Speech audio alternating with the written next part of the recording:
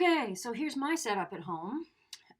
Piece of cardboard, watercolor, half sheet, taped down. I have no masking tape here, surprisingly enough, but I did have gaff tape, which will work. It's a little sticky and it might tear the paper when I take it off, but it'll stay down. I tried to use washi tape, but that's totally not going to work. It won't hold it in on the wet paper. It comes right up. Once you have this set up, any piece of cardboard will work. You don't have a wide, flat brush, probably. I don't think I had enough to give everybody one to take home. So you're going to want to use whatever the biggest brush is that you have to evenly put a wash on the paper. And this is just a clean water wash, right? My lovely pet bottle water container.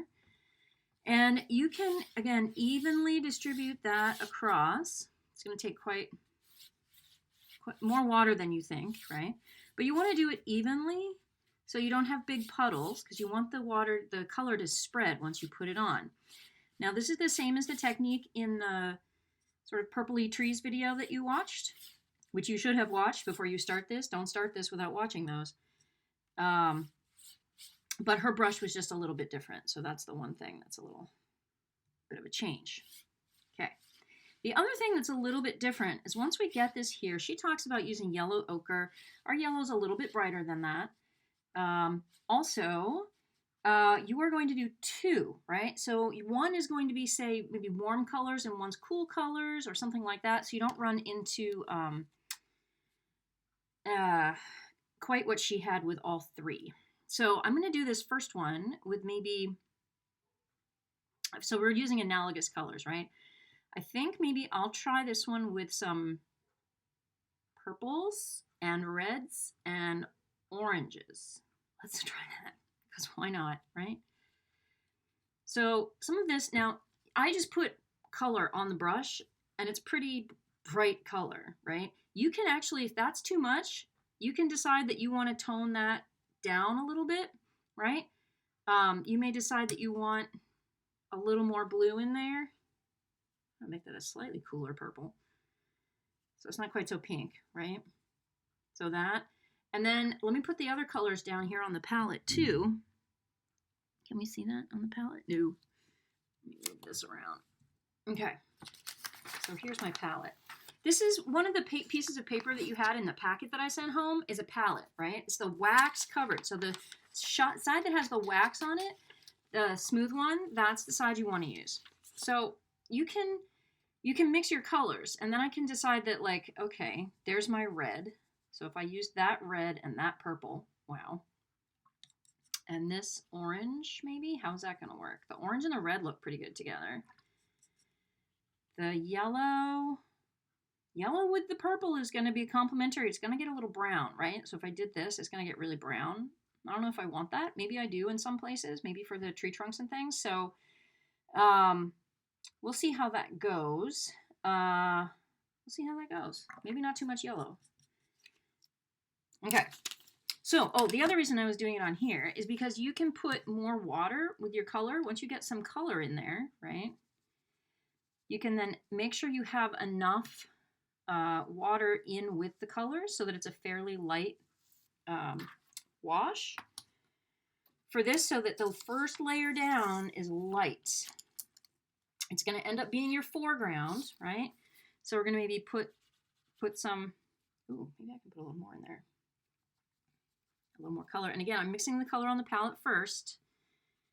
And I want to make sure that I have it in a couple, 3 different places here. And then I'm going to go get some purple in there. And maybe see how that's going to work. And they don't have to touch. They don't have to be right up next to each other. You can see already my paper is starting to pull away from what's underneath. So it's going to buckle a little bit. Which might change how the colors move over the page. And I didn't maybe put quite enough water down. Part of it's, I'm right under a light, so it's drying the paper out pretty quickly. So one of the things that she mentions in her video is that it takes a little while to do this because of the dry time. So you guys, you have options, one of which is a hair dryer, although if it's too wet, it moves the paint around, right? Time for that orange. And the other one is like under non-LED light will be fairly warm. So that will also dry things out a little bit quickly. And you do want to give it a little bit of time to blend in, right? And if it's not blending enough, just go get a little more water in there. See how that's going to go. And I do want a little bit of yellow in places. I'm going to maybe try and keep the yellow a little bit away from the purple. Again, because we know complementary colors, right? And we want it to be wet into each other. I'm seeing some edges here, right? So it's drying super quickly. So make sure you're using enough water on there. Add some more there. And just make sure, you should probably have yeah, look at that drying. 2 things of water.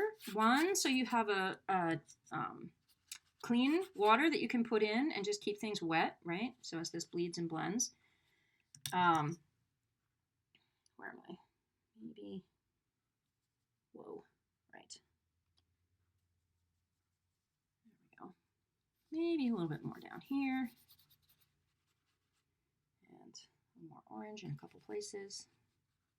You can see how that gets a little bit brown. Orange has yellow in it, right? So when that gets up with the purple, or I have purple in my brush, it's going to make it a little bit brownish. So if you're a planner, maybe you could decide that you want more of that brown doing some vertical things. You could do that. You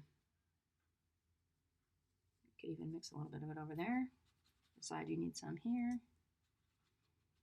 And there, so it's not quite so much same, right? And if you have little white spots or things where the water's not going, make sure you get it wet so that we want the color to really bleed and blend and give you some things to work with.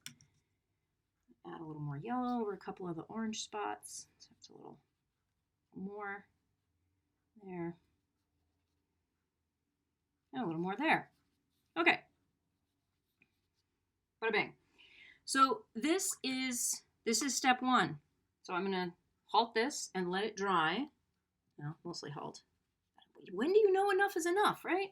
Because you don't want it too dark. Again, this is going to be your foreground color.